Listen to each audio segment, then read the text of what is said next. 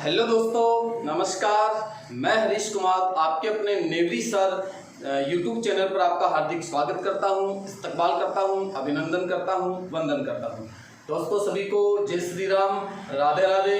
सभी लोग अच्छे होंगे, सकुशल होंगे। आशा करता हूं कि आप अपने घर पर सुरक्षित रहें और अपने घर परिवार को भी स्वस्थ रखें। कोरोना जैसी वैश्विक महामारी से आप अपने घर को निजात दिलाएं। घर के अंदर सुरक्षित रहकर आप अपने सभी को बहुत अच्छा बना रहे होंगे। दोस्तों ये वो टाइम आप लोगों के पास मतलब कि सोने जैसा टाइम, आपका सोने का मतलब स्लीपिंग नहीं बता रहा हूं मैं, कभी आप चतर ओढ़ करके सो जाओ। सोने जैसे टाइम का मतलब ये है मेरे अकॉर्डिंग कि आप लोगों के पास किसी भी प्रकार का कोई काम नहीं है। अब ना आपको किसी रिश्तेदार से मिलना है, ना आपको शादी समारोह में झूमने के लिए जाना है, क्योंकि अपना ज्यादातर टाइम वेस्ट उधर ही होता है। बुआजी के लड़के की शादी होगी, 2-4 दिन पहले ही बैग लटका करके पहुंच जाते हैं वहां, है ना। तो ऐसा आपके पास ऐसा कोई भी सिस्टम नहीं है। घर पर आप आराम से बैठकर अपनी स्टडी को बहुत अच्छा वे प्रदान कर रहे होंगे। एक छोटी सी शायरी आप लोगों के लिए आज मैं लेकर के आ रहा हूँ, तो ध्यान से सुनना। और उस शायरी को मैं आपके किस प्रकार स्टडी से उसको जोड़ता हूँ। दुनिया का हर शौक पाला नहीं जाता, दुनिया का हर शौक पाला नहीं जाता, कांच के खिलौनों को उछाला नहीं जाता, मेहनत करने से आशा हो जाती है मुश्किलें, मेहनत करने से आशा हो जाती है मुश्किलें, क्योंकि हर काम तकदीर पर टाला नहीं जाता, क्योंकि हर काम तकदीर पर टाला नहीं जाता। साथियों मैं आप लोगों को ये बात बताना चाह रहा हूँ कि आप लोग कई बार ऐसा सोचते हैं कि मैं तो बेड लक हूँ, मेरा तो ऐसा नसीब ही नहीं कि मुझे गवर्नमेंट जॉब मिले। तो साथियों एक बात मैं आप लोगों को बता देता हूँ, बिना मेहनत के, बिना संघर्ष के आज तक कोई भी सफलता किसी ने भी प्राप्त नहीं की है। तो दोस्तों मैं आपके नेवरी सर यूट्यूब चैनल पर आपका हार्दिक स्वागत करता हूं, वेलकम करता हूं। तो दोस्तों आज मैं आप लोगों को क्या पढ़ाने जा रहा हूं, तो ध्यान देना दोस्तों। मैं आप लोगों को आज पढ़ाऊंगा बायोलॉजी का सबसे इंपॉर्टेंट पॉइंट, बायोलॉजी का सबसे इंपॉर्टेंट पॉइंट, और वो है आपका डाइजेस्टिव सिस्टम।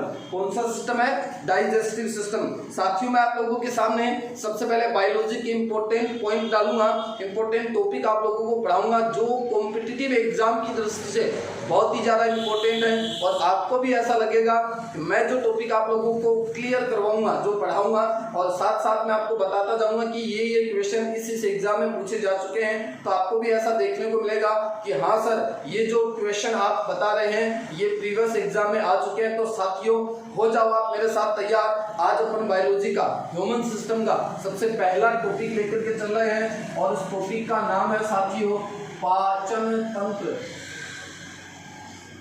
पाचन तंत्र, डाइजेस्टिव सिस्टम। साथियों बहुत ही इंटरेस्टेड रोचक टॉपिक मैं आप लोगों के सामने लेकर के आ रहा हूं, तो आप अपने कमर की पेटी को कस लीजिए और इस वीडियो को ज्यादा से ज्यादा आप शेयर कीजिए, लाइक कीजिए। यदि आपने नेवरी सर चैनल को सब्सक्राइब नहीं किया है तो प्लीज मेरी आपसे रिक्वेस्ट है आप उसको सब्सक्राइब कर लीजिए, ताकि आपके पास बहुत अच्छे वीडियो मिल सके। और बेल आइकन को जरूर प्रेस कीजिए ताकि हमारे द्वारा डाले गए वीडियो का नोटिफिकेशन आपको सबसे पहले मिले, आपको वेट बिल्कुल भी नहीं करना पड़े। तो बिना किसी देरी के मैं आपका टॉपिक स्टार्ट करने जा रहा हूं, डाइजेस्टिव सिस्टम, पाचन तंत्र। साथियों बात करते हैं पाचन क्या है। देखो इसके पहले मैं आपको एक छोटी सी बात बताता हूं। एक छोटी क्लासों में आपने संतुलित भोजन का नाम सुना होगा, बैलेंस फूड, संतुलित भोजन। ये क्या होता है सर ये भोजन? तो बहुत ही इंपॉर्टेंट पॉइंट की अपन बात करें यहाँ पर। संतुलित भोजन ऐसा भोजन होता है जिसके अंतर्गत सभी आवश्यक पोषक तत्व है, सभी आवश्यक पोषक तत्व है निश्चित मात्रा में उपस्थित होते हैं। उसे कौन सा भोजन कहा जाता है साथियों? तो वो कहलाता है संतुलित भोजन। और आप लोगों को पता है कि अपना हिंदुस्तान कुपोषण का बहुत बड़ा शिकार है। याद रखना, कुपोषित भोजन खाने से अपने शरीर की जितनी भी दैनिक क्रियाएं हैं वो संपन्न ठीक तरीके से नहीं हो पाती हैं। तो ऐसा भोजन जिसमें सभी आवश्यक पोषक तत्व है निश्चित या संतुलित मात्रा में उपस्थित होते हैं, उसे कौन सा भोजन कहा जाता है? संतुलित भोजन कहा जाता है। और इस संतुलित भोजन के जो अवयव हैं साथियों वो आप लोगों को अच्छी तरीके से याद रखने हैं। नंबर 1 आता है कार्बोहाइड्रेट, कार्बोहाइड्रेट। नंबर 2 आता है वसा। नंबर 3 आता है दोस्तों प्रोटीन, प्रोटीन बहुत इंपॉर्टेंट है अपने शरीर के लिए प्रोटीन। किस प्रकार से इंपॉर्टेंट है बात करेंगे अपन। नंबर 4 आता है साथियों आपका खनिज लवण मिनरल्स। नंबर 5 आता है दोस्तों विटामिन्स, बहुत ही इंपॉर्टेंट है एग्जाम की दृष्टि से और शरीर की वृद्धि के लिए। और नंबर लास्ट आता है साथियों जल। तो ये आपके संतुलित भोजन के 6 मुख्य अवयव हैं। इन 6 मुख्य अवयवों को आप अच्छी तरीके से याद कर लीजिए। कार्बोहाइड्रेट, वसा, प्रोटीन, खनिज लवण, विटामिन्स और जल। साथियों यदि मैं बात करूं कार्बोहाइड्रेट, वसा और प्रोटीन की, तो इन तीनों से आपको प्राप्त होती है ऊर्जा, एनर्जी। ये ऊर्जा उत्पादक पोषक तत्व कहलाते हैं। इनसे हमें कैलोरी के रूप में ऊर्जा प्राप्त होती है। इसके अलावा अपने विटामिन की बात करें तो याद रखना अपने शरीर के अंदर बहुत सारे रोगों से अपन को विटामिन बचाता है। जैसे आप सभी को पता है विटामिन ए की कमी से रतौंधी, विटामिन बी की कमी से बेरी, विटामिन सी की कमी से स्कर्वी, विटामिन डी की कमी से रिकेट्स, विटामिन ई की कमी से नपुंसकता या बंध्यता, विटामिन के की कमी से रक्त का थक्का नहीं बन पाता है। बहुत सारे डिजीज से अपने शरीर को कौन बचा करके रखता है, तो विटामिन बचा करके रखता है। याद रखना विटामिन से हमें किसी भी प्रकार की कोई एनर्जी प्राप्त नहीं होती है। और खनिज लवण और जल की बात करें तो अपने दैनिक उपापचय जो क्रियाएं हैं उन सभी क्रियाओं को संपन्न करने के लिए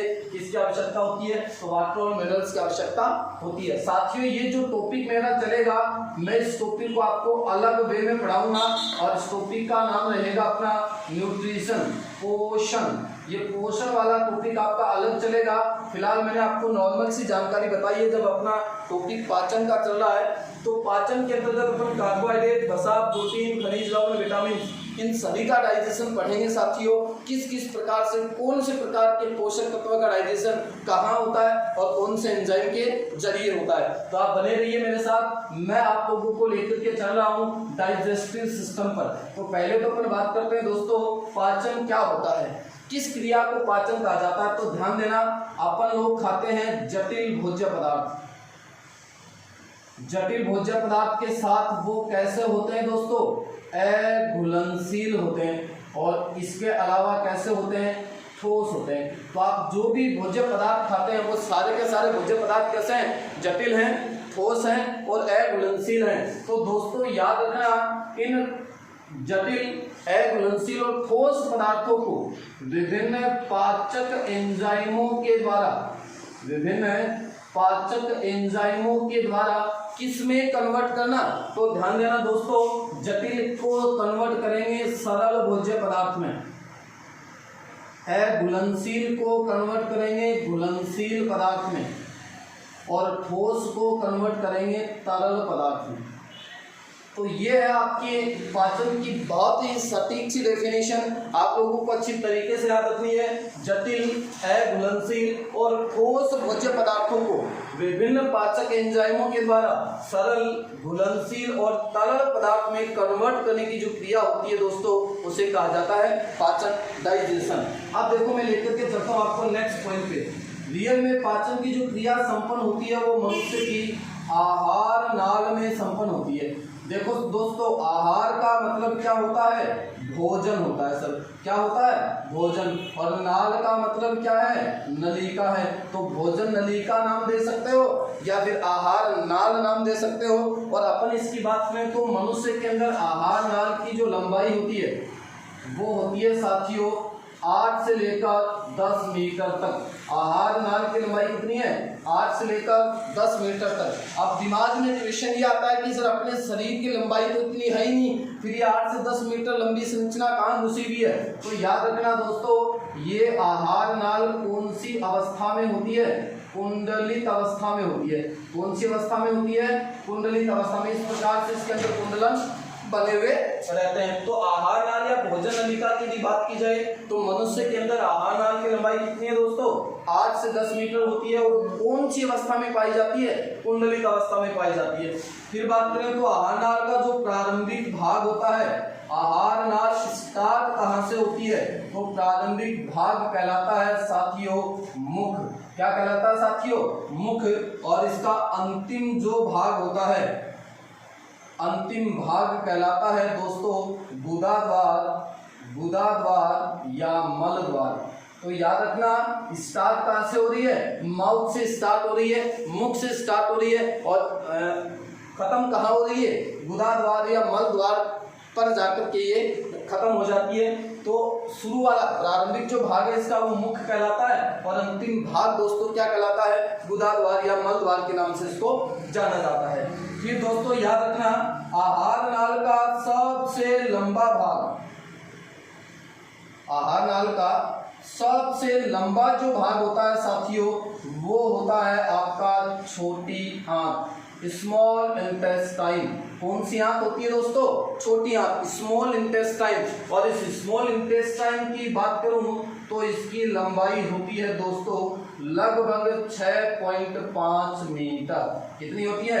लगभग 6.5 मीटर लंबी नलिका नुमा जो संरचना होती है उसे क्या कहा जाता है दोस्तों? तो उसे कहते हैं सर आहार, छोटी आंत, स्मॉल इंटेस्टाइन। फिर इंपोर्टेंट दो क्वेश्चन यहाँ से निकलते हैं। भोजन का अधिकांश पाचन, भोजन का अधिकांश पाचन और पचित भोजन का अवशोषण, जिस भोजन का डाइजेशन हो चुका है, पाचन हो चुका, उसे कौन सा भोजन कहा जाता है? पचित भोजन कहा जाता है। तो भोजन का अधिकांश पाचन और पचित भोजन का अवशोषण आहार नलिका के कौन से भाग में होता है? तो सर वो भी स्मॉल इंटेस्टाइन में होता है, छोटी आंत में होता है। नेक्स्ट पॉइंट में अपन बात करेंगे कि छोटी आंत का ऐसा कौन सा भाग है जहां पर भोजन का अधिकांश पाचन होता है और पचित भोजन का अवशोषण होता है। फिलहाल अपन मेन पॉइंट की बात करें तो आहार नाल का सबसे लंबा जो भाग है उसे कहा जाता है छोटी आंत, और छोटी आंत की लंबाई कितनी है साथियों? 6.5 मीटर। भोजन का अधिकांश पाचन और पचित भोजन का अवशोषण आहार नाल के कौन से पार्ट में होता है? तो दोस्तों वो होता है आपकी स्मॉल इंटेस्टाइन में, छोटी आंत में। इसके अलावा अपन पॉइंटों की बात करें तो एक क्वेश्चन और इम्पोर्टेंट आता है, और वो क्वेश्चन अभी जस्ट जो आपकी फर्स्ट ग्रेड एग्जाम निकल करके गई है उस एग्जाम में पूछ लिया जा चुका है, और काफी बार ही ये एग्जाम में पूछे जाते हैं। तो मैं आप लोगों को दो क्रम बता रहा हूँ दोस्तों। एक क्रम तो है भोजन मार्ग का क्रम, भोजन मार्ग का क्रम, और दूसरा क्रम साथियों मैं आपको बताने जा रहा हूं भोजन का क्रम, भोजन का क्रम। और यहां से क्वेश्चन पूछा गया था फर्स्ट ग्रेड एग्जाम में, शायद मेरे अकॉर्डिंग हिंदी वाला पेपर था उसमें एक क्वेश्चन आया था, आप एक बार चेक भी कर सकते हैं। लेकिन फर्स्ट ग्रेड का जो एग्जाम हुआ था इसके अंदर यहाँ से क्वेश्चन पुट अप हुआ था। तो भोजन मार्ग के क्रम की बात करें कि भोजन कहाँ से जाता है, किस किस अंग से होकर के जाता है, तो साथियों सबसे पहले भोजन जाता है मुख में। किस में जाता है? मुख में जाता है। और मुख आपको पता ही क्या है, ध्यान देना, ये पूरा मुख नहीं है, इसको तो फेस कहा जाता है, चेहरा कहा जाता है, ये तो हुलिया कहलाता है। पता है ना आपको? मुख क्या है? अपने दो ओष्ठ है, ओष्ठ का मतलब क्या है? होठ, और दोनों होठों के बीच, निचला होठ और ऊपरी वाला होठ, तो दोनों होठों के बीच का जो स्पेस आपको दिख रहा है उसी को क्या कहा जाता है दोस्तों?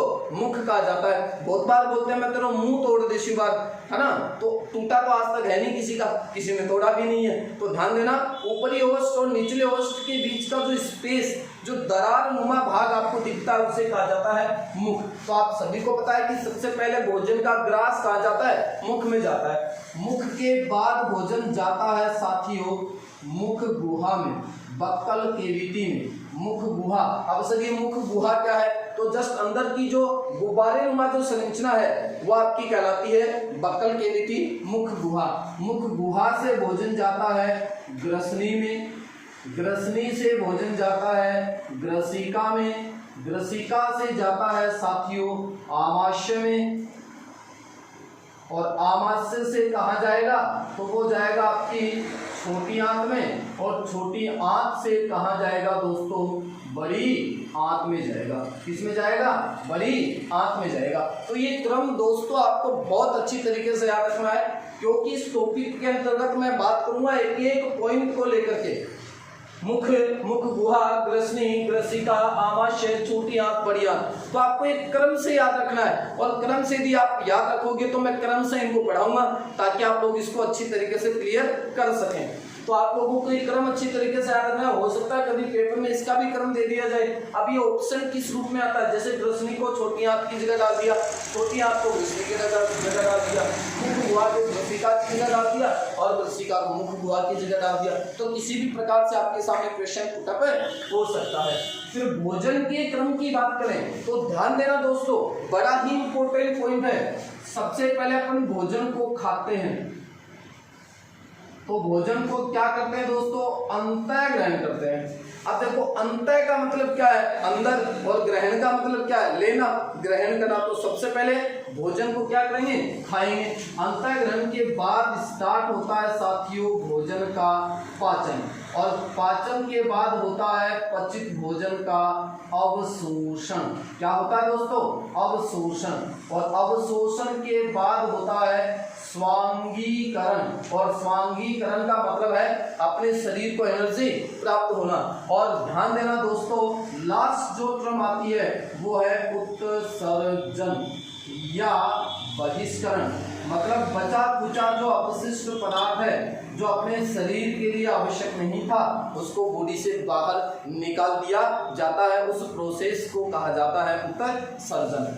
तो अंतः ग्रहण का मतलब आप समझ चुके हैं। सबसे पहले भोजन को खाया जाएगा और खाने के बाद होगा भोजन का पाचन। जैसा कि भी डेफिनेशन में मैंने आपको बताया है, जो जटिल ठोस घुलनशील पदार्थ खाते हैं, विभिन्न पाचक एंजाइमों के द्वारा सरल घुलनशील और तरल पदार्थों में कन्वर्ट होने की क्रिया क्या कहलाती है, पाचन कहलाती है। पाचन के बाद होगा पचित भोजन का अवशोषण। मतलब ऐसे न्यूट्रिएंट जो अपनी बॉडी के लिए आवश्यक है, उन सारे के सारे पदार्थों का अवशोषण किया जाएगा और बाकी सारा जो वेस्टेज पदार्थ है उसको बॉडी से बाहर निकाल दिया जाएगा। उस प्रोसेस को कहा जाएगा उत्सर्जन। और भोजन के डाइजेशन के बाद अपन को जो एनर्जी प्रोवाइड होती है, एनर्जी प्रोवाइड होने की जो प्रोसेस होती है दोस्तों, वो कहलाती है स्वांगीकरण। तो ये क्वेश्चन आपके फर्स्ट ग्रेड के पेपर में पूछा गया था। ऐसा का ऐसा क्वेश्चन आया था, भोजन मार्ग का सही क्रम कौन सा है, भोजन मार्ग का सही क्रम कौन सा है। तो ये पांचों के पांचों वहां पर थे। अब ये देखो ऑप्शन में किस रूप से आता है, जैसे अगले ने एक ऑप्शन ये दे दिया, अब सर दूसरे ऑप्शन को किस प्रकार से देगा, तो अंतः ग्रहण को अवशोषण की जगह ले जाएगा, अवशोषण को अंतः ग्रहण की जगह ले जाएगा। तो क्रम उल्टा हो गया ना, क्रम गलत हो गया ना। तीसरे में क्या करेगा, पाचन को उत्सर्जन की जगह ले जाएगा, उत्सर्जन को पाचन की जगह ले आएगा। तो इस प्रकार से आपके सामने कितने ऑप्शन आए थे, 4 ऑप्शन। तो फिर क्वेश्चन रिपीट हो सकता है, बार बार ऐसे क्वेश्चन रिपीट होने की पूरी संभावनाएं होती है। अब देखो दोस्तों, मैं बात करता हूँ आपके और इम्पोर्टेंट पॉइंट की, क्रमाकुंचन गति की यदि मैं बात करूं, क्रमाकुंचन गति, तो क्रमाकुंचन गति का मतलब है फैलने और सिकुड़ने की गति।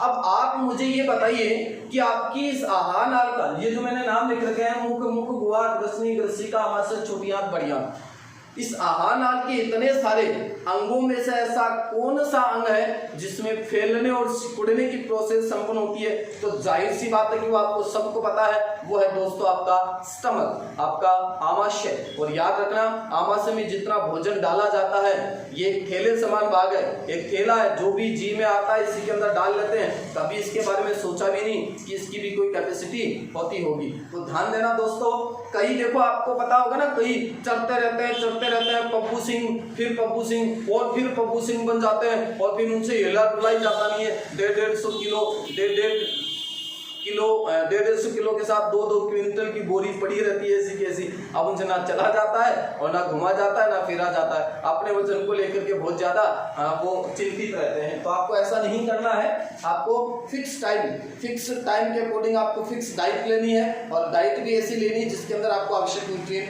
उचित मात्रा में उपलब्ध हो सके। तो ध्यान देना, क्रमाकुंचन की गति का मतलब है फैलना और सिकुड़ना। तो आहार नाल का ऐसा कौन सा पार्ट है जिसमें सर्वाधिक क्रमाकुंचन की गति है। तो ध्यान देना दोस्तों, सर्वाधिक क्रमाकुंचन की जो गति होती है वो होती है दोस्तों आपके आमाशय में, स्टमक में। और सबसे कम सर कहाँ होती है, तो सबसे कम क्रमाकुंचन की गति साथियों संपन्न होती है किसमें, मलाशय में। और मलाशय को कहा जाता है मल का संचय स्थल, क्योंकि ये जो मल बनता है डाइजेशन के बाद, जो अपशिष्ट पदार्थ बना, उस अपशिष्ट पदार्थ को मल कहा जाता है, उसका स्टोरेज करता है और इस मल को गुदा द्वार या एनस द्वार के द्वारा शरीर से बाहर उत्सर्जित कर दिया जाता है। फिर देखो और एक इम्पोर्टेंट पॉइंट की बात करते हैं अपन, मनुष्य के शरीर में सेलुलोज का डाइजेशन सेल्यूलोज का कभी भी पाचन नहीं होता है। अब सर सेल्यूलोज का ही पाचन क्यों नहीं होता है, ग्लूकोज, फ्रक्टोज, माल्टोज इन सब का क्यों हो जाता है? तो साथियों ध्यान देना, बहुत ही इंपॉर्टेंट क्वेश्चन ले रहा हूं। सेल्यूलोज का डाइजेशन करता है सेल्यूलेज एंजाइम। सेल्यूलेज एंजाइम, अभी मैं आप लोगों को डेफिनेशन में बता चुका हूं। पाचन की क्रिया किनके द्वारा संपन्न होती है? तो पाचक एंजाइमों के द्वारा संपन्न होगी। यदि एंजाइम प्रॉपर वे से काम नहीं करेंगे तो डाइजेशन की क्रिया में प्रॉब्लम क्रिएट हो सकती है। तो सेल्यूलोज का डाइजेशन कौन सा एंजाइम करता है? सेल्यूलेज एंजाइम करता है। और साथियों याद रखना, ये मनुष्य में क्या होता है? अब्सेंट होता है, अनुपस्थित होता है। और जब एंजाइम ही अनुपस्थित है तो आपको ही पता है कि सेल्यूलोज का कभी भी डाइजेशन नहीं हो सकता है। इसके अलावा और एक इंपॉर्टेंट पॉइंट की बात की जाए तो ध्यान देना दोस्तों, बड़ी आंत का एक पार्ट आता है, छोटी आंत के जस्ट आगे का जो भाग है वो आपकी बड़ी आंत, और बड़ी आंत का एक पार्ट आता है जिसका नाम है सिक्कम। सिक्कम बोल सकते हैं या फिर इसे वर्मीफॉर्म अपेंडिक्स कहा जाता है। वर्मीफॉर्म अपेंडिक्स कह सकते हैं या फिर इसे कहा जाता है हिंदी में कृमि रूपी परिशेषिका। क्या कहते हैं दोस्तों? कृमि रूपी परिशेषिका। तो ये तीनों में से आपको कोई सा भी नाम मिल सकता है। इसके अलावा एक नाम और आपको इसका याद रखना, अंधनाल भी बोलते हैं इसको। कौन सी नाल बोलते हैं? अंधनाल। तो सिक्कम कौन सी आंत का भाग है? बड़ी आंत का सबसे शुरुआती भाग होता है। बड़ी आंत के भी 3 पार्ट है, बात करेंगे आगे अपन। तो सिक्कम, वर्मीफॉर्म अपेंडिक्स, कृमि रूपी परिशेषिका या फिर अंधनाल मनुष्य की आहार नाल का, मनुष्य की आहार नाल का दोस्तों कौन सा अंग है? तो सर ये अवशेषी अंग है। कौन सा अंग दोस्तों? अवशेषी अंग कह सकते हैं या फिर इसे अवशेषांग कहा जा सकता है। अब सर ये अवशेषी अंग या अवशेषांग क्या होते हैं? तो साथियों याद रखना, अपने जो पूर्वज थे उन पूर्वजों के अंदर ये कुछ अंग ऐसे थे जो बहुत ज्यादा विकसित थे, किसी न किसी काम को संपन्न किया करते थे। लेकिन आज के आधुनिक मानव के शरीर के अंदर इनका कोई वर्क नहीं है, ये अल्प विकसित हो चुके हैं, सिर्फ और सिर्फ एक अवशेष के रूप में उपस्थित है। इसलिए इन अंगों को कौन सा अंग कहा जाता है? अवशेषी अंग या अवशेषांग के नाम से इनको जानते हैं। तो ये पॉइंट भी आप लोगों के लिए इंपॉर्टेंट है। आहार नाल का ऐसा कौन सा पार्ट है जो मानव शरीर का अवशेषी अंग है? तो आपको ऑप्शन में सिक्कम मिल सकता है, वर्मीफॉर्म अपेंडिक्स मिल सकता है, कृमि रूपी परिशेषिका मिल सकता है या फिर अंधनाल मिल सकता है। ये एक ही पार्ट के नाम है, अलग अलग कोई नाम नहीं है। अब देखो साथियों, मैं आपको लेकर के चलता हूँ डाइजेशन पर। आशा करता हूँ कि ये जो पॉइंट मैंने आपको क्लियर करवाए हैं कि आप लोगों को अच्छे से समझ में आए होंगे। अब देखो अपन पाचन की प्रोसेस को स्टार्ट करते हैं। तो आप सभी को पता चल चुका है कि सबसे पहले भोजन किसमें जाएगा? तो सर सबसे पहले भोजन गया है मुख में। किसमें गया है? मुख में। तो साथियों बात करते हैं अपन सबसे पहले मुख की, माउथ। क्या होता है? अभी मैंने आप लोगों को बता दिया है कि आपके जो दोनों होठ हैं उन दोनों होठ के बीच का जो दरार नुमा स्पेस आपको दिखता है उसे क्या कहा जाता है? मुख कहा जाता है। याद रखना दोस्तों, इसके अंदर किसी भी प्रकार के डाइजेशन की कोई क्रिया संपन्न नहीं होती है। सिर्फ और सिर्फ भोजन को कहाँ ले जाकर के डालता है? तो सर ये मुख गुहा में ले जाकर के डालता है। किसमें लेकर के जाता है? मुख गुहा में। अब मुख गुहा क्या है दोस्तों? तो ये कहलाती है बक्कल केविटी। Buccal cavity. अब बक्कल केविटी की अपन बात करें तो आपको जो अंदर गुब्बारे नुमा जो संरचना दिख रही है, जिसके अंदर आपके दांत उपस्थित, आपकी जीभ उपस्थित, आपका तालु उपस्थित है, लार ग्रंथियां पाई जा रही हैं, उसे कहा जाता है मुख गुहा या बक्कल केविटी। अब इस मुख गुहा के अंतर्गत देखो साथियों, अपन 4 पॉइंट पढ़ेंगे। नंबर 1 पॉइंट आता है दांत, टीथ। नंबर 2 पॉइंट आता है तालु, पैलेट। नंबर 3 आता है दोस्तों लार ग्रंथियां, सलाइवरी ग्लैंड, लार ग्रंथियां। और नंबर 4 दोस्तों पढ़ेंगे अपन जीभ, टंग। तो आपको मुख गुहा के अंतर्गत ये 4 विशेष अंग याद रखने हैं और यहाँ से पेपर में क्वेश्चन 101% आता है। तो मुख गुहा के अंदर कौन कौन से ऑर्गन उपस्थित हैं? तो सर दांत उपस्थित है, तालु उपस्थित है, लार ग्रंथियां पाई जा रही हैं, जीभ पाई जा रही है। अब साथियों आपने जीभ भी सुनी है, लार ग्रंथि भी सुनी है, दांत भी सुनी है। अब ये सब तालु क्या है तो चर्चा करेंगे, टेंशन लेने की आपको आवश्यकता नहीं है। मैं सबसे पहले आपको तालु की ही बात बता देता हूँ। तालु क्या होता है? पैलेट। तो साथियों आपकी जीभ का जो ऊपर वाला जो भाग है, मतलब ऊपर आपको एक छत सी दिख रही है, उस छत को कहा जाता है तालु। और ये तालु दो प्रकार का है, या फिर तालु के दो पार्ट होते हैं। एक तालु आता है दोस्तों कठोर तालु, कठोर तालु हार्ड पैलेट, और दूसरा आता है साथियों कोमल तालु सॉफ्ट पैलेट। देखो यदि आप मेरे साथ एक्सपेरिमेंट करके देखेंगे तो आपको बहुत जल्दी ये चीजें पता लग जाएंगी। आप अपनी इस वाली उंगली को बिल्कुल सीधा मुंह में डालिए, बिल्कुल सीधा यदि आप मुंह में डालते हैं तो आपको एक हार्ड सी स्ट्रक्चर का अनुभव होगा। ये आपका कठोर तालु है। कौन सा तालु है? कठोर तालु। और यदि आप इसी उंगली को और आगे ले जाकर के टच करते हैं, ऊपर की बात कर रहा हूं मैं, नीचे जिप के ऊपर नहीं करना है, आपको ऊपर जो गुंबदनुमा भाग दिख रहा है, जैसे ही ऊपर आप उंगली टच करेंगे तो आपको हार्ड वाला भाग नजर आएगा, और वो आपका कठोर तालु। इस उंगली को यदि आप आगे ले जाकर टच करते हैं तो वो आपका सॉफ्ट तालु। पता चल गया होगा जिसने भी एक्सपेरिमेंट किया। नहीं पता चला तो कोई बात नहीं, मत करो, मेरा क्या बिगाड़ लोगे।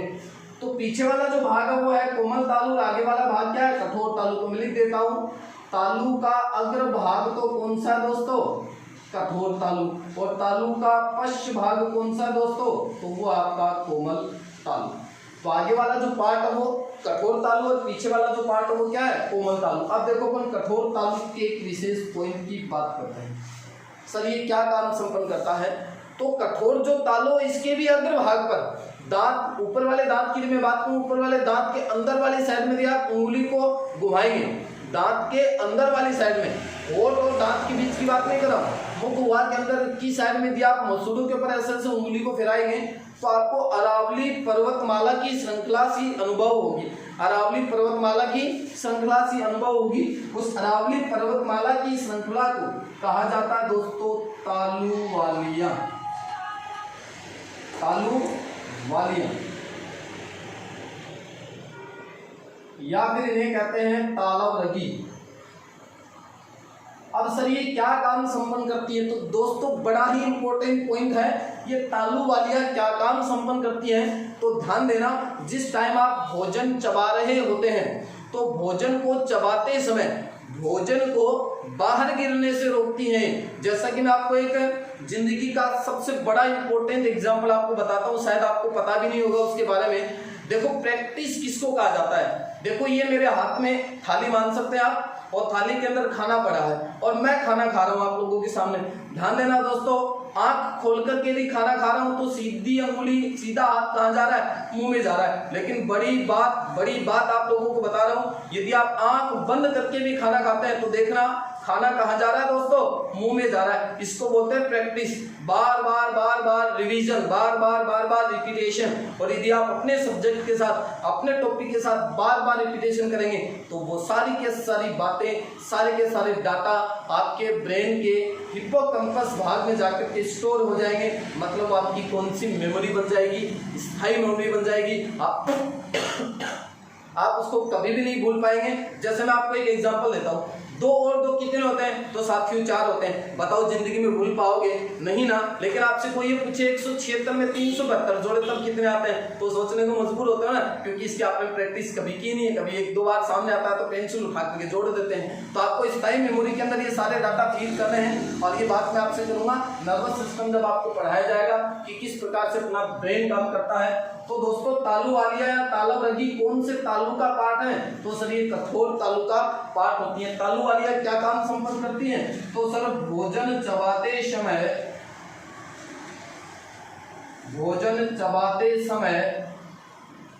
भोजन को बाहर गिरने से रोकती है।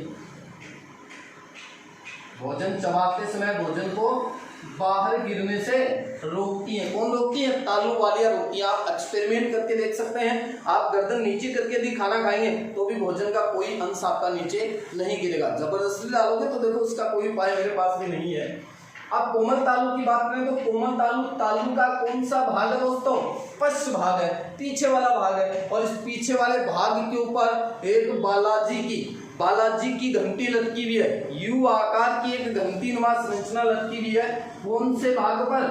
कोमल तालु के पश्च भाग की मैं बात कर रहा हूँ, तो कोमल तालु के पीछे वाले भाग पर जो यू आकार की इस प्रकार की एक सॉफ्ट संरचना आपको नजर आती है, उस संरचना को कहा जाता है दोस्तों ऊवुला। क्या कहते हैं साथियों? ऊवुला या वेलम पेलेटाई कहा जाता है इसको। क्या कहते हैं?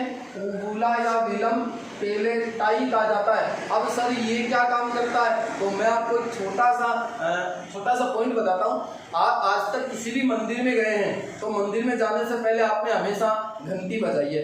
इसका मतलब क्या है? तो मैं आपको बताता हूँ। इसका मतलब ये है कि आपने यदि घंटी नहीं बजाई तो आपका भगवान तो अंदर सो रहा था, और आप घंटी नहीं बजाओगे तो वो तो सो ही रहा है। आप मनोकामना मांगेंगे, इच्छा की पूर्ति उनसे करवाएंगे, तो भगवान तो सो रहा है, वो कहाँ से आपकी इच्छा की पूर्ति करेगा, कहाँ से आपको आशीर्वाद देगा? तो आप जैसे ही घंटी बजा करके अंदर जाते हैं तो आपका भगवान जग जाता है और वो सोचता है कि मेरा भक्त आया हुआ है, और वो आपको क्या देता है? क्या देता है? आशीर्वाद देता है। और एक बात बता देता हूँ, आशीर्वाद के रूप में दुनिया में सिर्फ एक ही नाम है, तथास्तु। क्या है? तथास्तु। इसके अलावा कोई नाम नहीं है, टेंशन लेने की जरूरत नहीं है। तथास्तु बोलो, मस्त रहो। तो ध्यान देना, ये यू आकार की जो संरचना है उसको ऊवुला या वेलम पेलेटाई कहा जाता है। ठीक ऐसा ही काम मान लो कि आमाशय के अंदर जितने भी जो एंजाइम पड़े हैं और पड़े हैं, भोजन इसी ताली को बजा करके अंदर प्रविष्ट होता है। अब बताता हूँ इसका रियल साइंटिफिक क्या वर्क है इसका। तो जिस टाइम आप भोजन निगलते हैं, ध्यान देना, आपने भोजन को मुख गुहा में चबाया, और चबाने के बाद जब आप भोजन निगलते हैं तो ये ऊवुला क्या करता है दोस्तों? ये अंतःनासा छिद्रों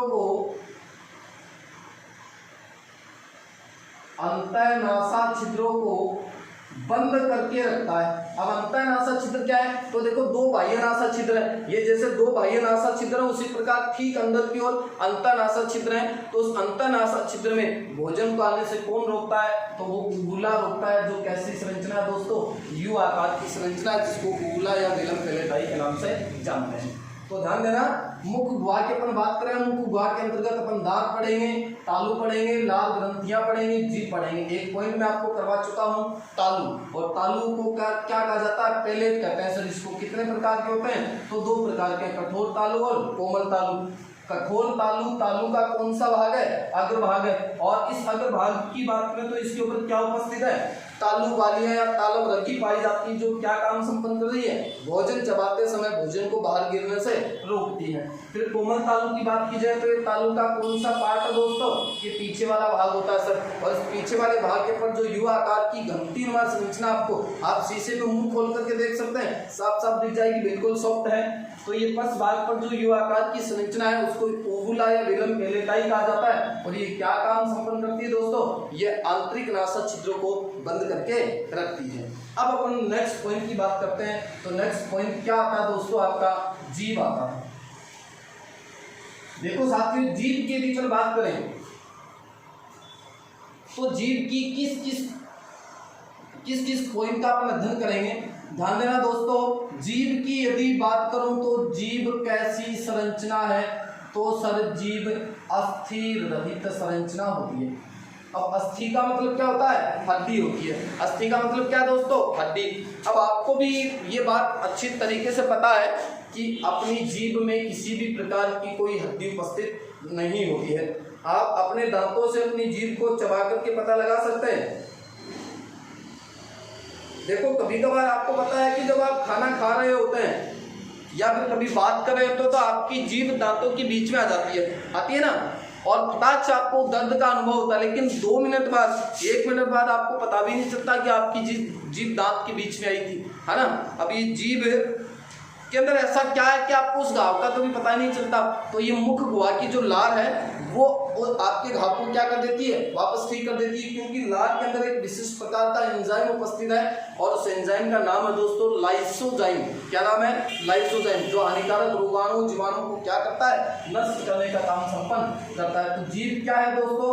अस्थि रहित संरचना होती है, किसी भी प्रकार की हड्डी इसके अंदर उपस्थित नहीं होती है। अब देखो मैं बात करता हूँ, कभी कभार आप लोग जब घर पे ज्यादा बोलते हो, जैसे कोई मेहमान आया हुआ है और उनके सामने आप बहुत ज्यादा बोल रहे हो, तो मम्मी क्या बोलती है अक्सर ही? भाई तेरा जीभ हो दीदी का, जीभ तो एक ही है, जीभ तो कितनी है, एक ही, लेकिन उस जीभ के द्वारा वर्क ज्यादा हो रहा है, ज्यादा बात कर रहे हैं आप लोग, है ना। तो काफी बार मम्मी आपको डांट भी देती है, तो आपको ज्यादा जीभ नहीं चलानी है। इसके अलावा अपन बात करें तो जीभ के ऊपर दानेदार संरचनाएं उपस्थित है। जीभ के ऊपर याद रखना, जीभ के ऊपरी भाग की बात कर रहा हूँ, है ना, नीचे वाले पार्ट की बात नहीं कर रहा हूँ। नीचे वाला पार्ट तो बिल्कुल एकदम फ्रेश है, किसी भी प्रकार की कोई संरचना इसके ऊपर उपस्थित नहीं है। मैं जीभ के ऊपर वाले भाग की बात कर रहा हूँ। तो जीभ के ऊपरी भाग पर दानेदार संरचनाएं पाई जाती हैं और इन दानेदार संरचनाओं को कहा जाता है दोस्तों स्वाद पेपीला या स्वादांकुर। क्या कहा जाता है, स्वाद पेपीला, स्वादांकुर, या फिर इन्हें कहा जाता है स्वाद कलिकाएं। स्वाद कलिकाएं। तो अपन क्या नाम दे रहे हैं, जीभ के ऊपरी भाग पर जो दानेदार संरचनाएं आपको नजर आती हैं, जो दिखती हैं, उन्हें स्वाद पेपीला, स्वादांकुर या स्वाद कलिकाओं के नाम से जानते हैं। और इन स्वाद कलिकाओं की संख्या दोस्तों लगभग कितनी होती है, तो सर वो होती है 10,000। कितनी होती है, 10,000 स्वादांकुर अपने जीभ के ऊपरी भाग पर उपस्थित होते हैं। सर क्या काम संपन्न करते हैं, तो स्वादांकुर का काम क्या है दोस्तों, भोजन में उपस्थित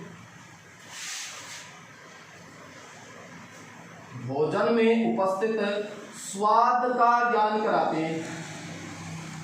भोजन में उपस्थित स्वाद का क्या कराते हैं दोस्तों, ज्ञान कराते हैं। मतलब भोजन किस प्रकार का, टेस्टी है कि नहीं है, एसिडिक है कि नहीं है, खट्टा है, मीठा है, किस प्रकार का भोजन है, तो ये स्वादांकुर आपको उस भोजन के स्वाद का ज्ञान करवाएंगे।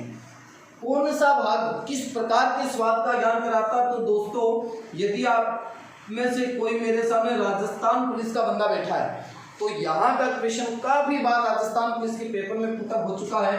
तो जीभ के 4 भाग बताता हूँ। एक तो जीभ का अग्रभाग, अग्र का मतलब आगे वाला। एक जीभ का पश्च भाग, पश्च का मतलब पीछे वाला। एक जीभ के पार्श्व भाग, पार्श्व क्या बोला, साइड वाला भाग, साइड वाले भाग। और एक जीभ का बच गया दोस्तों ऊपरी मध्य भाग, ऊपरी मध्य भाग। तो ध्यान देना प्यारे साथियों, जीभ के जो 4 वाले भाग हैं, अग्र भाग का मतलब आगे आगे वाला, पश्च भाग का मतलब पीछे पीछे वाला, पार्श्व भाग का मतलब साइड वाले, और ऊपरी मध्य भाग हो गया जीभ के बीच का ऊपर वाला भाग। याद रखना, मैं ऊपरी भाग की बात कर रहा हूँ, तो नीचे वाले भाग पर कोई स्वाद कलिका उपस्थित नहीं है। आप शीशे में आप आराम से अपने घर पर जो दर्पण उसमें देख सकते हैं, जीभ को घुमा करके नीचे वाले भाग पर किसी प्रकार की कोई संरचना उपस्थित नहीं है, ऊपरी भाग पर ये दाने दाने उपस्थित होते हैं। जब कभी आप गर्म चाय, दूध, सूप वगैरह पीते हो, तो ये जो दानेदार संरचनाएं थोड़ी थोड़ी फूल सी जाती हैं, छाले वाले भी हो जाते हैं मुंह में। तो आगे वाला भाग किस प्रकार के स्वाद का ज्ञान कराता है, तो दोस्तों वो आपको मीठे स्वाद का ज्ञान कराता है। कैसे स्वाद का ज्ञान कराता है, मीठे स्वाद का ज्ञान कराएगा। अब देखो, मैं जैसे आपको बताता हूँ, आपने घर पर अक्सर ही मम्मी को देखा होगा, मम्मी जब भी चाय बनाती है तो एक बूंद डाल करके यहाँ डालती है और टेस्ट करती है, ऐसे टेस्ट करती है, ऐसे चाय बनाने वाला ऐसे टेस्ट करता है। इसका मतलब वो क्या चेक कर रहा है, वो मीठा चेक कर रहा है कि चाय में चीनी अच्छी तरीके से हुई है या नहीं। यदि वो कम है तो और डालता है, और ज़्यादा होगी तो वो दूध या पानी डाल देगा, और निकाल तो सकता है नहीं उसको, समझ रहे हो ना। तो आगे वाला भाग कैसे स्वाद का ज्ञान करा रहा है, मीठे स्वाद का।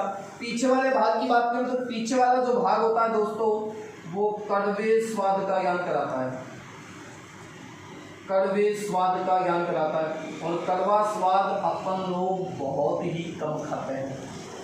लेकिन एक बात बता देता हूँ, ऐसे भोज्य पदार्थ जो स्वाद में कड़वे हैं, वो अपने इम्यून सिस्टम को बहुत अच्छा बनाते हैं। ऐसे भोज्य पदार्थ जो अपने खाने लायक हैं, और यदि अपन उनको खाते हैं तो अपने इम्यून सिस्टम को वेल डेवलप बनाते हैं। जैसे मैं 2-3 एग्जाम्पल आपको बताता हूँ। गवार पाठा, एलोवेरा, सब्जी जब बन जाती है तो थोड़ी बहुत है ना ऐसा लगा के खाते हैं कि बस खट्टा मीठा। करेला है ना, बहुत कड़वा होता है। नीम के जो निम्बोलियाँ लगती है वो अपने इम्यून सिस्टम को वेल डेवलप बनाती हैं, पर अपन लोग उनको खाते कहाँ हैं, क्योंकि अपन को तो बताऊँ क्या पसंद है, वो क्या पसंद है उसकी बात मैं कर रहा हूँ। जो ऊपरी मध्य भाग है दोस्तों, इसको मैं पहले लेकर के चल रहा हूं। ऊपरी जो मध्य भाग है वो नमकीन स्वाद का ज्ञान कराता है, नमकीन स्वाद। और आजकल के बच्चों को सिर्फ और सिर्फ कैसा स्वाद अच्छा लगता है? नमकीन स्वाद अच्छा लगता है। मार्केट की पकौड़ी, समोसे, चाउमीन, बर्गर, ये वो जो भी तेल में भुनी हुई चीजें हैं वो आपको बहुत अच्छी लगती हैं। चाट भंडार जिसको आप नाम दे सकते हैं, गोलगप्पे, हो मुंह में पानी आता है ना नाम सुनते ही। याद रखना, कई तो ऐसे महानुभाव इस दुनिया में उपलब्ध हैं जो शाम को डेली गोलगप्पे खाने के लिए जाएंगे। मन नहीं करता बेचारे को, रात को नींद नहीं आती क्योंकि गोलगप्पा खाया नहीं ना, और गोलगप्पे खा करके वो गोलगप्पे जैसा ही हो जाता है, उसके फिर कहानी समझने आती नहीं। तो मेरी आप लोगों से एक रिक्वेस्ट है, मैं आपको मना नहीं करता कि आप समोसा मत खाइए, कचौरी मत खाइए, इसके अलावा आप गोलगप्पे मत खाइए। आप दोस्तों घर बना लो। अब सर घर बनाने में क्या प्रॉब्लम, घर और मार्केट के कचौरी समोसे में क्या अंतर है? तो दोस्तों बता रहा हूं मैं आपको, ध्यान से सुनना। मार्केट के अंदर जो समोसे कचौरी जो बनते हैं, आपने देखा होगा कि वो उस तेल को, जैसे मान लो कि आज उसने तेल डाला कढ़ाई में, अपने शरीर की बड़ी रोचक तथ्य की बात बता रहा हूं, उसने कढ़ाई के अंदर तेल डाला, क्या शाम को वो उस तेल को फेंक करके जाता है? नहीं ना। तो जब तेल को बार बार उसी तेल को बार गर्म किया जा रहा है, तो याद रखना तेल में ओमेगा 3 फैटी एसिड होता है। कौन सा फैटी एसिड बताया मैंने? Omega 3 fatty acid. और वो बार बार गर्म करने से ओमेगा 6 फैटी एसिड में कन्वर्ट हो जाता है, जो अपने इसके लिए, हार्ट के लिए बहुत नुकसानदायक है दोस्तों। कोलेस्ट्रॉल को बढ़ाता है और एक दिन हार्ट अटैक के शिकार आप बन जाते हैं। तो आपको ऐसी चीजों से दूर रहना है। आप सबको पता है कि घर पर जो ऑयल काम में लिया जाता है, एक बार मान लो उसमें कढ़ाई के अंदर उसको काम में ले लिया, तो दूसरी बार अपन उसकी सब्जी बनाते हैं, 2 बार वो पक करके तैयार होता है, तीसरी बार अपन उसका यूज कभी भी नहीं करते हैं। तो आप घर पे बना करके खा सकते हैं, मैं आपको मना नहीं करता हूँ। लेकिन मुझे इस बात का पता है कि कोई मेरी बात को नहीं मानेगा, क्योंकि उसको तो दिखना चाहिए गोलगप्पे का ठेला भाई साहब दे दे, और जब कभी अच्छे हो गए तो भाई साहब 10 का और दे दे, है ना। क्योंकि जीभ क्या चाह रही है? जीभ मीठा नहीं चाहती। आज की जीभ को नमकीन स्वाद पसंद हो चुका है। तो दोस्तों बने रहिए। ऊपरी मध्य भाग को कैसे स्वाद का ज्ञान करा रहा है? तो सर ये नमकीन स्वाद का ज्ञान कराता है, नमकीन स्वाद का। और साइड वाले जो भाग होते हैं दोस्तों, ये खट्टे स्वाद का ज्ञान कराते हैं। किस स्वाद का ज्ञान कराते हैं? खट्टे स्वाद का। तो जीभ के ऊपरी भाग पर जो दानेदार संरचनाएं आपको नजर आती है, उनको स्वादांकुर, स्वाद पेपिला या स्वाद कलिकाएं कहा जाता है, जिनकी संख्या लगभग 10,000 होती है। भोजन में उपस्थित स्वाद का ज्ञान कराते हैं। आगे वाला भाग मीठे स्वाद का ज्ञान कराता है, पीछे वाला भाग कड़वे स्वाद का ज्ञान कराता है, साइड वाला भाग खट्टे स्वाद का ज्ञान कराता है, और ऊपरी मध्य भाग नमकीन स्वाद का ज्ञान कराता है। दोस्तों इसके अलावा एक पॉइंट और अपना विशेष आता है। देखो जीभ, नीचे वाले दांतों की बात करूं तो नीचे वाले दांत और जीभ के बीच देखो एक संरचना से जुड़ी हुई है। आप जीभ को उल्टी करके यदि शीशे में देखेंगे तो आपको एक छोटी सी संरचना नजर आती है।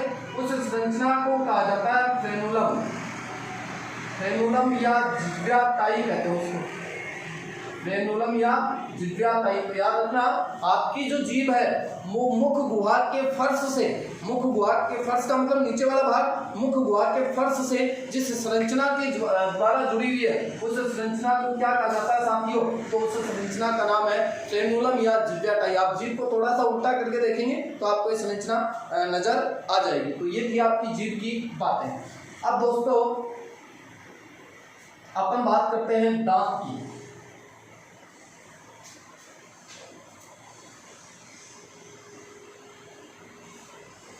देखो साथियों, दांत की बात बाद में करेंगे, पहले लार ग्रंथि का छोटा पॉइंट है, इसको क्लियर करवा देता हूं। लार ग्रंथियां, सेलाइवरी ग्लैंड। और लार ग्रंथियों की बात करूं तो साथियों याद रखना, लार ग्रंथियां 4 प्रकार की होती हैं। कितने प्रकार की होती है दोस्तों?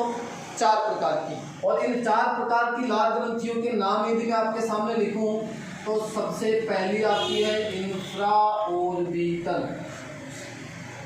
Infra orbital.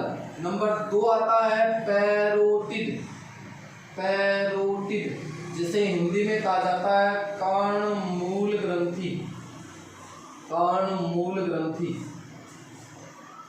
तीसरी आती है दोस्तों अधोजिह्वा,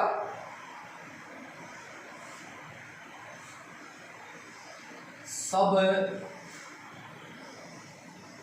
लिंगुअल ग्लैंड। और चौथी आती है प्यारे साथियों आपकी सब मैंडिबुलरी, जिसे हिंदी में नाम देते हैं उपजंभिका, उपजंभिका या सब मैंडिबुलरी ग्लैंड। ये 4 प्रकार की लाल ग्रंथियां किनमें पाई जा रही हैं दोस्तों? स्तनधारियों में पाई जा रही है, मेमल्स में पाई जा रही है। और स्तनधारी कौन है? ऐसे जीव जो अपने बच्चों को दुग्ध पान करवाते हैं, जिनके अंदर दुग्ध ग्रंथियां उपस्थित होती है, जिनके अंदर स्तन ग्रंथियां उपस्थित होती है, वो सब क्या है? स्तनधारी। तो अपन क्या है? स्तनधारी, मेमल्स है। अब याद रखना मैं कंप्लीट स्तनधारियों की बात कर रहा हूँ। 4 प्रकार की लाल ग्रंथियां हैं, लेकिन साथियों इंफ्रा ऑर्बिटल जो लाल ग्रंथि है वो मानव में क्या होती है दोस्तों? तो सर ये मानव में निष्क्रिय होती है, इनएक्टिव होती है। मानव में क्या होती है दोस्तों? निष्क्रिय होती है। तो चारों के नाम आपको याद रखने हैं, इंफ्रा ऑर्बिटल, पैरोटिड या कर्णमूल ग्रंथि, अधोजिह्वा, सब लिंगुअल ग्लैंड, उपजंभिका ग्रंथि, सब मैंडिबुलरी ग्लैंड। साथियों पैरोटिड ग्रंथि का क्वेश्चन आपके लिए बहुत इंपॉर्टेंट है। क्यों इंपॉर्टेंट है? सुना ध्यान से। पैरोटिड ग्रंथि मानव शरीर की सबसे बड़ी लाल ग्रंथि है, सबसे बड़ी लाल ग्रंथि कौन सी है दोस्तों? यह आपकी पैरोटिड ग्रंथि। साथियों याद रखना ग्रंथियों से संबंधित काफी क्वेश्चन पेपर में आते हैं, तो मैं आपको कुछ पॉइंट, कुछ विशेष पॉइंट आज आपको बताता हूं। यदि आपसे जब कभी पूछ लिया जाए मनुष्य के शरीर की सबसे बड़ी ग्रंथि, मनुष्य के शरीर की सबसे बड़ी ग्रंथि, तो दोस्तों आपका उत्तर होगा लीवर। मनुष्य के शरीर की सबसे बड़ी जो ग्लैंड होती है वो कहलाती है लीवर या फिर यकृत। आपसे क्वेश्चन पूछ लिया जाए मनुष्य के शरीर की सबसे बड़ी अंतःस्रावी ग्रंथि, एंडोक्राइन ग्लैंड, तो साथियों आपका उत्तर होगा थायराइड या अवधु ग्रंथि। यदि आपसे क्वेश्चन पूछ लिया जाए सबसे बड़ी लाल ग्रंथि, तो साथियों आपका उत्तर होगा कौन सा? Parotid gland. यदि आपसे पूछ लिया जाए सबसे छोटी ग्लैंड, जैसा कि लास्ट ईयर के राजस्थान पुलिस के पेपर में आया था, मानव शरीर की सबसे छोटी ग्रंथि, तो साथियों याद रखना पीयूष ग्रंथि या मास्टर ग्रंथि या पिट्यूटरी ग्रंथि। जैसा कि लास्ट ईयर के राजस्थान पुलिस के पेपर में जो ऑप्शन था वो पिट्यूटरी नाम लिखा हुआ था। मानव शरीर की सबसे छोटी ग्रंथि तो पिट्यूटरी ग्लैंड है। याद रखना पिट्यूटरी को मास्टर ग्लैंड कहते हैं, पीयूष ग्लैंड कहते हैं इसको। इसके अलावा आपसे पूछ लिया जाए मानव शरीर की आधुनिक सबसे छोटी ग्रंथि, आधुनिक सबसे जो छोटी ग्रंथि है वो है दोस्तों हाइपोथैलेमस। हाइपोथैलेमस को कहा जाता है मास्टर ऑफ मास्टर ग्लैंड, ग्रंथियों का सर्वोच्च कमांडर। इसके अलावा सुपर मास्टर ग्लैंड, इसके अलावा हेड मास्टर ग्लैंड, इसके अलावा शरीर का थर्मामीटर या तापमापी, ये सारे नाम हाइपोथैलेमस के हैं। टेंशन लेने की जरूरत नहीं है, एंडोक्राइन सिस्टम में आपके सामने लेकर के आ रहा हूं ये सारे विशेष पॉइंट। इसके अलावा यदि आपसे पूछ लिया जाए कि शरीर की मिश्रित ग्रंथि कौन सी है, तो वो है दोस्तों आपकी पेंक्रियाज, अग्नाशय ग्रंथि, बहिस्रावी और अंतःस्रावी दोनों ग्रंथियों के जैसा काम संपन्न करती है। तो आपके शरीर की सबसे बड़ी जो लाल ग्रंथि वो कौन सी है दोस्तों? पैरोटिड ग्रंथि है। अब सुना ध्यान से, इस पैरोटिड ग्रंथि में कभी कभी क्या होता है, मम्प्स वायरस की वजह से संक्रमण हो जाता है दोस्तों। क्या हो जाता है? संक्रमण। और मम्प्स वायरस की वजह से यदि संक्रमण, देखो आजकल वायरस का ही दौर चल रहा है, थोड़े दिनों में और कोई वायरस आएगा तो आपको इनसे बचना है, अपने आप को सुरक्षित रखना है। तो मम्प्स वायरस की वजह से यदि पैरोटिड ग्रंथि में सूजन पैदा हो, देखो मैंने नाम लिख रखा है कर्णमूल ग्रंथि, कान के पास स्थित है, तो कान के पास वाला ये गाल यहाँ से सूज जाता है, ये इधर से सूज सकता है, इधर से सूज सकता है। और इस रोग को दोस्तों नाम दिया है गलसूआ, गलसूआ, या फिर कहा जाता है कर्णफेर, या फिर कहते हैं मम्प्स, मम्प्स डिजीज। अब देखो मम्स वायरस की वजह से फैल रहा है, इसलिए इस रोग का नाम मम्स रोग हो गया। कर्ण फेर क्यों कहते हैं? कर्ण का मतलब कान, फेर का मतलब क्या है? फूलना, तो कान के पास वाला भाग फूल जाएगा। गल का मतलब गाल, सुआ का मतलब सूजना, तो गाल सूज जाएगा। देखो याद रखना, एक गला सूजता है नीचे से यहाँ से, वो दोस्तों आपका कौन सा रोग है? तो याद रखना उसे गलगंड, घेंगा या गोइटर रोग कहा जाता है, जिसमें गला सूजता है। वो थायरोक्सिन हार्मोन की कमी की वजह से होता है। और मैं बात कर रहा हूँ, गाल को सुझा रहा हूँ मैं यहाँ से, तो गाल का सूजना गलसुआ करणफेरिया मम्स रोग कहलाता है। और इसके उपचार के लिए साथियों MMR का टीका लगता है। अब MMR का टीका 3 रोगों में लगता है। तो इस M का मतलब तो है दोस्तों मिजलस, इसका मतलब है मम्स, और ये R का मतलब होता है दोस्तों रूबिएला। तो ये 3 रोगों के अंदर एक ही टीका लगता है, MMR का, मम्स, मिजलस और रूबिएला। तीनों रोगों में कौन सा टीका लगता है? MMR का। जैसे DPT का टीका का विवाद पेपर में आता है, ये क्वेश्चन सेकंड ग्रेड के पेपर में भी पूछा गया था, और ये क्वेश्चन लैब असिस्टेंट के पेपर में भी आया था। DPT, अब देखो दोनों में क्वेश्चन सेम आया था, बिल्कुल सेम क्वेश्चन था। DPT में P का मतलब क्या है? DPT में P का मतलब क्या है? तो साथियों D का मतलब होता है डिप्थीरिया, D का मतलब होता है डिप्थीरिया। P का मतलब होता है परटूसिस, जिसे काली खांसी कहते हैं। और T का मतलब होता है टिटनस, T फॉर टिटनस। मतलब ये DPT का टीका किन किन रोगों को ठीक करने में लग रहा है? तो डिप्थीरिया, परटूसिस और टिटनस, तीनों रोगों के अंदर एक ही टीका लगता है DPT का। ठीक उसी प्रकार MMR का टीका भी कितने रोगों में लगता है? तो ये 3 रोगों में लगता है, मम्स, मिजलस और रूबीएला।